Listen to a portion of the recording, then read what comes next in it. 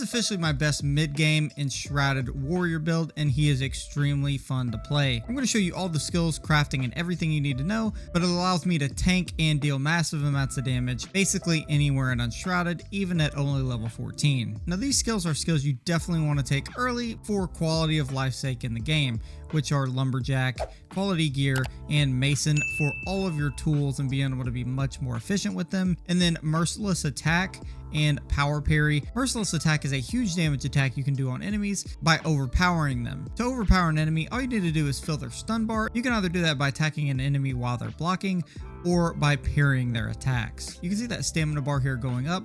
Once it gets to the maximum point, that means they're overpowered and they will be stunned. And Power Parry is very helpful for that because you actually increase the enemy's stun gain on actual parry attacks when you parry them. And Power Parry is a great combo here because you increase the enemy's stun bar gain on parry attacks. This combo can definitely not be understated and allows you to stun enemies very quickly, block all of their attacks, and deal out massive amounts of damage, especially when hitting them from behind. Pause. Now, one of the main parts about this build is being able to have a ton of endurance to almost never take damage and be able to dodge and be able to do almost everything we want to do. So you're just going to take the small endurance nodes. You want to take runners so that you're faster. You want to also take double jumps so you can move across the terrain much easier. This is needed in every build in the game. Wanderlust, so your sprinting stamina is actually reduced on different road types. And then all the way up here through good metabolism to rebound, so you increase your base stamina regen by 50%. This is a huge deal, gives you much more stamina much quicker to work with, especially when rested. Now for the tank path, if you want, you could take all the way up to shiny plates for physical armor gain. That's always a great to have.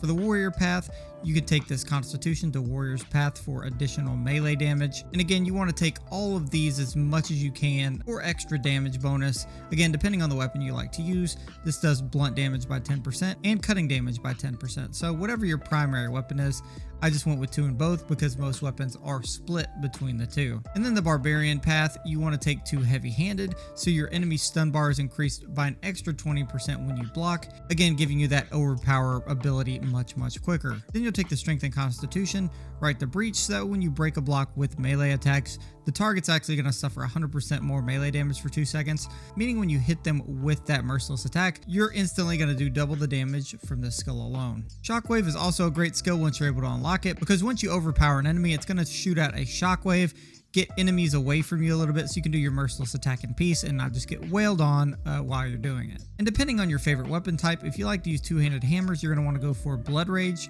So you have 2 choices here. If you like one-handed weapons, you're going to want to go for Swift Blades, so that we attack faster with one-handed weapons.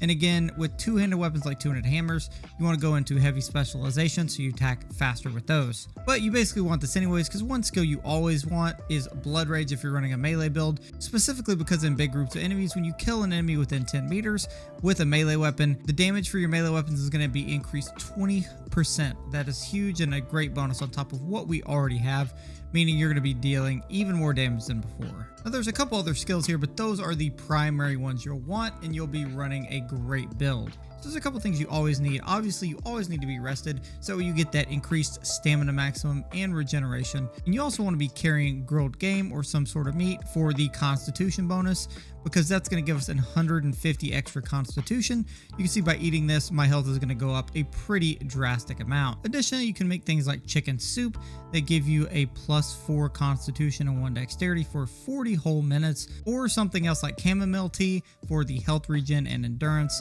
or boiled eggs is a very simple one to make for stamina recharge, health regen, and mana recharge, which allows you to keep a lot of everything you have recharged essentially all the time. Now for weapons, even only at level 14, the primary weapon I'm using is Hail Scourge. You've probably seen this weapon somewhere. All you have to do to get this is start from the Cinder Vault, go straight up here to the Lone Thistle. Now once you're at the Lone Thistle, you're just going to come to this area right here, and all you need to do is pickaxe this grave out. Once you pickaxe this grave, you're going to see this skeleton down below the grave. You just search him and you will find Hail Scourge. Again, this isn't a full in-game weapon, but up until level 15 or 16, it's one of the best one-handed weapons you can honestly use. And with your merciless attack and parry skill, it's going to allow you to do a lot more damage on enemies than you normally would be able to, especially anybody with a shield. As long as you parry them somewhat early when their weapon starts to glow, you'll get a parry very easily, followed by a merciless attack to one-shot almost every enemy that you fight. You can see again the shining weapon there kind of indicating when you need to parry, and it just makes fighting enemies much quicker. And when there's a group of enemies, you can just hack and slash through all of them fairly easy as well, breaking all of their shields. You can see indicated by the little shield break icon, which overpowers that enemy and stuns them. By breaking shields and stunning these enemies by overpowering them almost instantaneously every time, it makes fighting groups of enemies much easier. You can see when we have this a big guy as an example, all we have to do is time the start of his hit to parry him. Again, his stamina bar is going to go up every single time I hit his shield. You can see as I attack him, I'm building up his stamina bar very quickly. Once we build up his stamina bar fully, all we have to do is run behind him, do a merciless attack, and do a massive amount of damage, over 500. It makes this warrior very overpowered.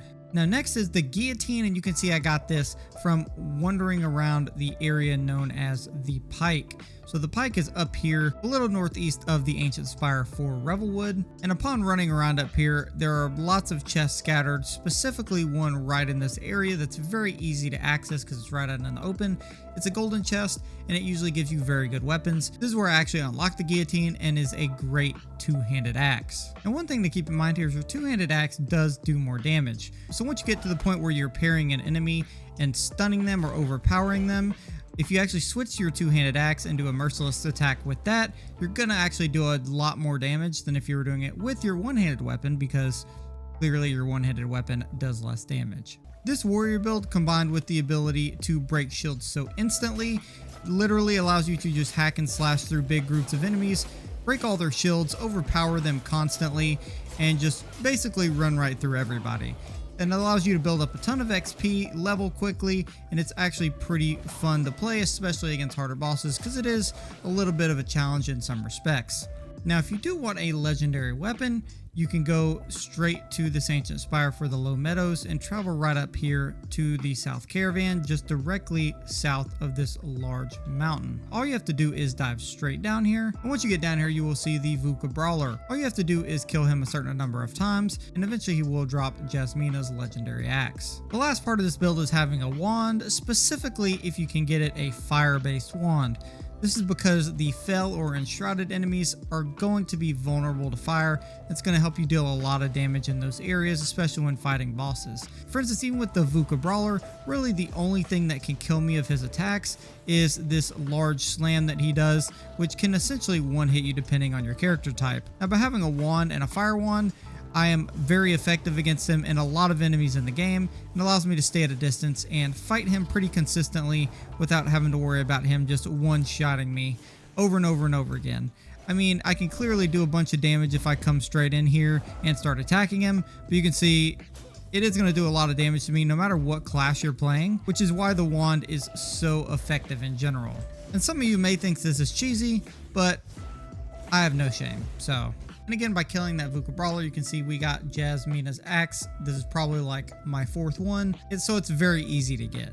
Even without being at the very end of the game, this is the best warrior build I've found because of overall how powerful it is. If this helped you out, drop a like on the video, subscribe if you're new, and make sure you check the video out over here, whichever direction it is.